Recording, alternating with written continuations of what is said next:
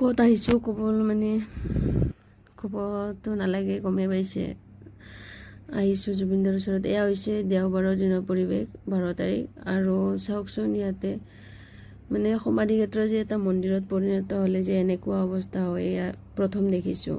ইয়াত অকল মানুহ আহিছে, ইয়াত কোনো হিন্দু মুছলিমৰ কোনো কথা নাই, ইয়াত অকল মানুহ আহিছে, বহুত দূৰ দূৰণিৰ পৰা মানুহ আহিছে।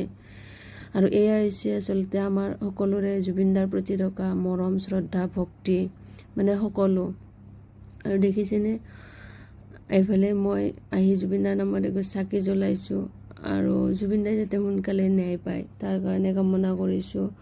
আৰু ইয়াতে জুবিনদাক এটা সেৱা কৰিলোঁ। আৰু সকলোৱে জুবিনদাই গছপুলি ভাল পাইছিল বাবে সকলোৱে গছপুলি দিছে জুবিনদাক।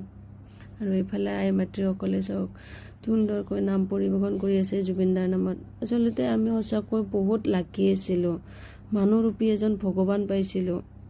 কি ক'ম আৰু, মানে হঠাতে কি হৈ গ'ল যে অকস্মাত, মানে ভাবিব নোৱাৰোঁ, মানে কি কৰি দিল আমাক মানে ভগৱানে। আৰু ইয়াত মানে সমাধি ক্ষেত্ৰ এটা যে মানে মন্দিৰত পৰিণত হয়, ফাৰ্ষ্ট টাইম জুবিনদাৰ ক্ষেত্ৰত দেখিছোঁ আমি।